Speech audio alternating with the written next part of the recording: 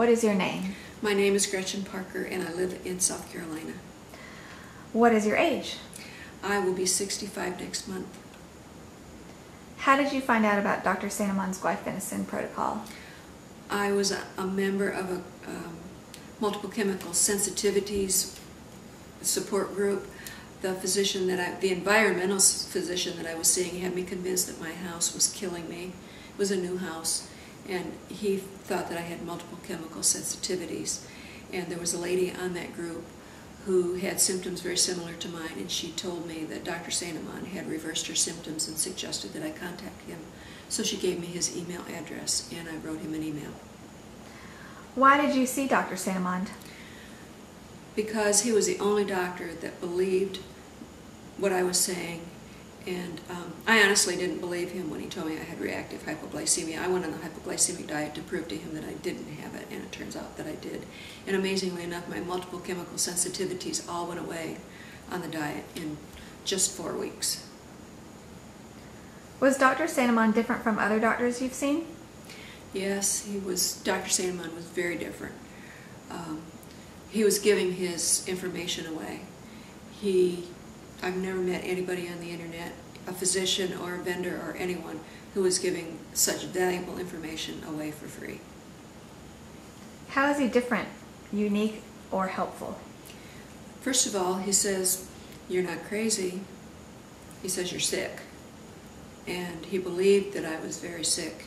And he thought at the time that I met him, because I only weighed 98 pounds, he thought at the time that I met him that I wouldn't live long enough to benefit from his treatment protocol. Because the treatment protocol is not quick. It takes a while it takes a while to get sick, and so it takes a while to get well. And at first you start to feel worse instead of better as the debris moves out of your cells. Was there anything that Dr. Sandeman changed in the treatment regimen you were initially on? The only thing that really changed when I started on the treatment regimen was I stopped all the herbal supplements and the Chinese herbs that I was on. They were all making me sick. The Chinese herbs were Chinese whole foods that were loaded with carbohydrates, and they were just exacerbating everything because of their high carbohydrate content.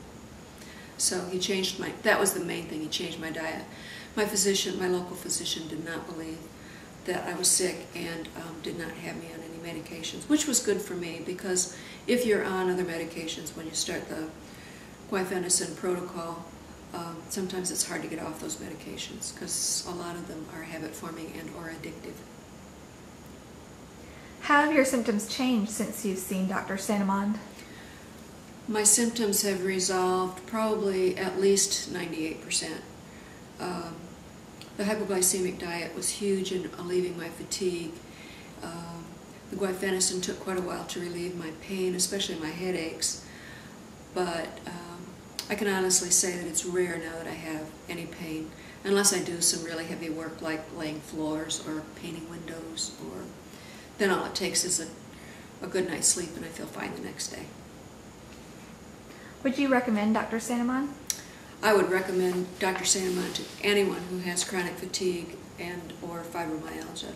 He's the only man in the world who knows how to treat it successfully without narcotics or addictive drugs or drugs that just mask the symptoms. His treatment reverses the symptoms. It's not a cure. You have to stay on the medication the rest of your life, but it will change your life. Did you sign up for the guaifenesin protocol support group on Dr. Sandeman's fibromyalgia treatment website? No, actually I didn't. I am an administrative team member. I was there were 7 of us that started the group. I was invited to join after most of the planning had been done, and I've been on that group now for 10 years. Prior to that time, I was on another group for probably 3 years. How desperate were you to regain your health and life? I was very desperate. I had lost my will to live. I had lost my faith in God. I had plans of committing suicide, or not plans, but fantasies of committing suicide. I read the obituaries every day and felt jealous of the people who were there and were out of their suffering. I knew where the biggest tree was to drive my little red sports car into, and I knew where the cinder blocks were to tie around my neck. Did you feel supported by your friends, family, and medical professionals?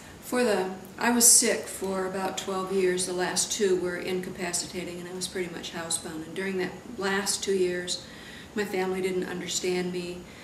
I drove my daughter away. My son kept his distance. My husband tried to be supportive, but he just didn't understand. And my extended family just thought I was crazy. My physician accused me of malingering so that I didn't have to go back to the career that I loved. And so no, I didn't have a whole lot of support when I was very, very sick. Once I had a diagnosis and my family started to see me get better, everybody came back and realized how sick I really had been. What did you lose while suffering from this horrible, debilitating disease? I lost my faith in God. I lost my faith in myself. I didn't trust my body anymore. I was afraid to leave the house because I was near passing out so much of the time. Plus I had constant panic and anxiety attacks, and I was so afraid that I would have one of those attacks while I was driving the car. I was afraid that I might hurt somebody else. And so I avoided driving the car because I was near passing out most of the time. Did you feel hope return to your life? Hope is a wonderful thing. Yes, I did feel hope returning to my life. When I was a member initially of the early support group, I spent a lot of time in the archives reading progress reports, and they were like breathing pure oxygen, reading how other people had gotten well. And I was afraid that it wouldn't work for me and that I wouldn't get well. And for a long time it didn't work for me. It took probably 2 years for it to really start working, but I made a lot of mistakes in the beginning. My dose was too low. We didn't know that toothpaste would block. We didn't know that tea would block. And so I lost a lot of time. And I goofed and used the wrong soap for 2 years. So I lost a lot of time. So it took a while. How has this diagnosis changed the course of your life? I appreciate life so much more. Every morning I get up and I say, "Oh God, it's morning," instead of, "Oh God, it's morning." And I'm just so much happier now, and I treasure every moment of the day. I know how precious life is, and I appreciate the little things in life so much more than I ever did. Chronic disease teaches you so much about what's important in life, and I've learned so much about what's important in life. What have you learned about yourself? I've learned that I'm a very strong woman. I'm a powerful woman. When I set my mind to something, I know that I can get it done.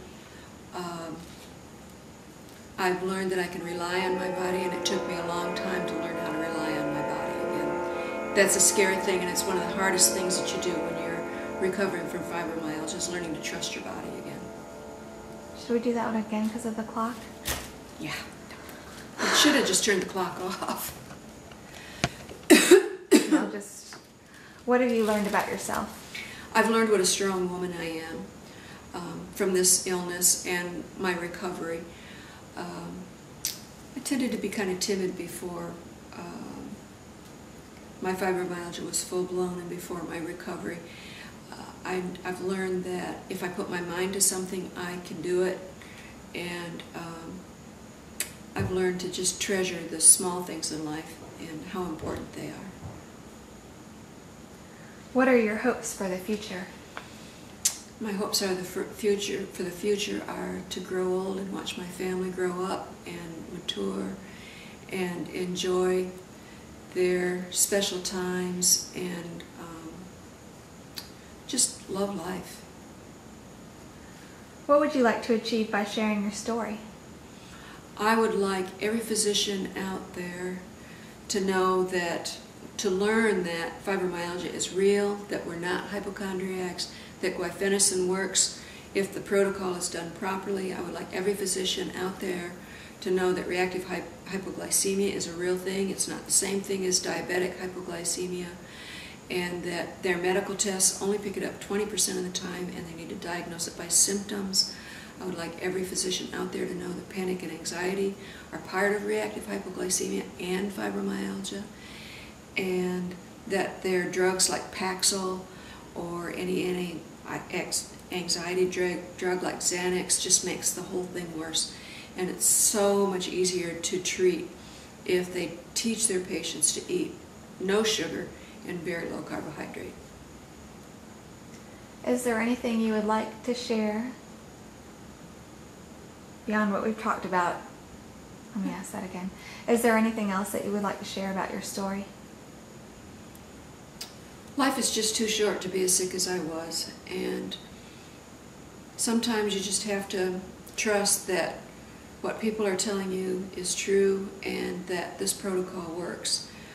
You can have concomitant conditions for sure that you have to have treated, but the joy that you can find in life when you recover from fibromyalgia is just such a precious, precious thing that I just am so blessed to have met Dr. Sandeman and Claudia Merrick. They saved my life. They literally saved my life.